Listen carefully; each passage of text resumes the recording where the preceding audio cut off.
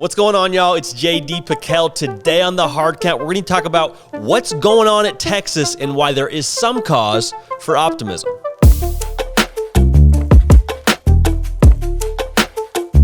Welcome into CFB with JD, the People's Channel, for every single thing college football that exists on YouTube. We're happy to have you. If you're new to the channel, welcome. Subscribe. We do a video nearly every single day, and you have a lot of say in what those videos entail. I sit behind the mic. Jack McKenzie and Armstrong Sims, they do the heavy lifting behind the scenes and make all of this happen that you're seeing right now.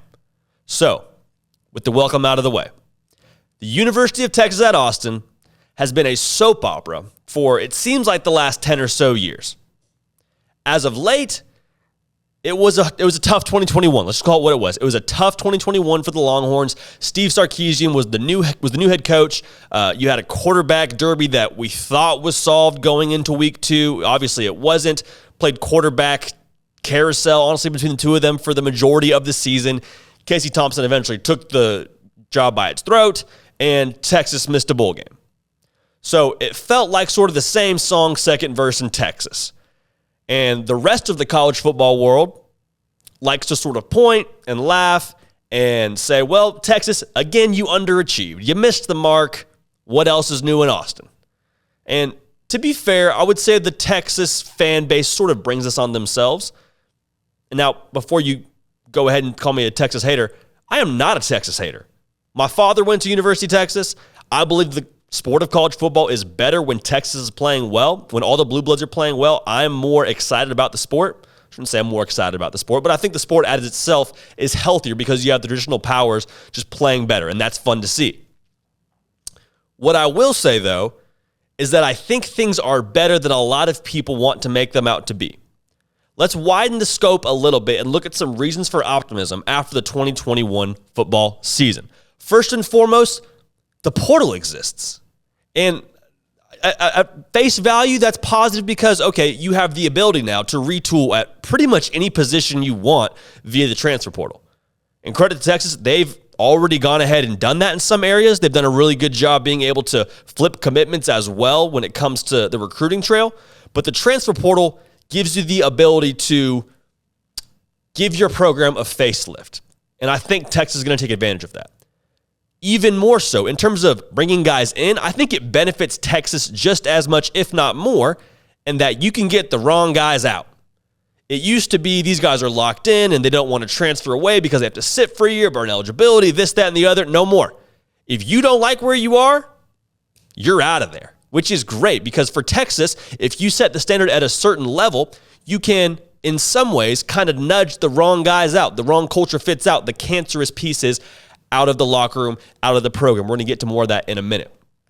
Second, by most accounts, you've landed your quarterback of the future. Quinn Ewers, one of the highest ranked quarterback prospects, one of the highest ranked prospects, period, of all time, has committed to Texas. Obviously a Texas guy, went to Ohio State for a year, made some kombucha money. Now he's at Texas. Actually was only at Ohio State for a semester, but I digress. So by a lot of accounts, like I said, you have your quarterback of the future, Quinn Ewers. If he is all that he's cracked up to be, you're not just going to win the conference. You're going to play for a national title because that is the kind of expectations and pressure being put on Quinn Ewers. The only other quarterback to be ranked as highly as him, another former Longhorn quarterback by the name of Vince Young. Okay, so we'll just leave that there. The piece that I really want to get to that I think a lot of people are missing is that this 5-7 season, it actually just proved even more that Steve Sarkisian's your guy. Now, I know you're saying, we missed a bowl game. JD, we missed a bowl game. Are you crazy? How do you say we have the right head coach after a losing season? Are you nuts? I might be a little bit nuts just in general, but about this, I'm right. Let me put it to you like this. If you have a horrific diet, if you just eat Twinkies for, let's say, the better part of the last few years, which I would say the Texas Longhorn program has been the equivalent of that. When you finally get something healthy in your system, you feel awful. I mean, you feel terrible. You take a bite of that broccoli, you get it in your system, and it makes your stomach hurt. Makes you feel bad. You don't want to do anything, but it's good for you. In the same way, Like I said, the Texas Longhorn football program has been eating Twinkies and getting by. On the surface, it's like, hey, they got energy, got a little color to their face. They're walking around upright. And now they're getting a dose of what's good for them. And we saw a 5-7 season. We saw the Longhorn team just look sick a season ago. But what the reality is, like I mentioned, you're getting those toxins out of your body. You could keep eating Twinkies and keep the status quo and continue to be okay. Maybe you make a bowl game, never really do anything great. But you get the right diet. You don't compromise on the standard. You get the right input and keep the right input over a prolonged period of time. And all of a sudden, that minor setback is an enormous setup for what's to come in Austin. And so all that's to say, if Steve Sarkisian came in and had an average year, we'd probably say, hey, good for him. Maybe he's the right guy for the job. We'll see what he does next year. I'm saying even more so, this is great. This is great for Texas because you are recognizing there's problems and you got to change your diet because Twinkies, it's not sustainable. It's not going to get you to where you want to go.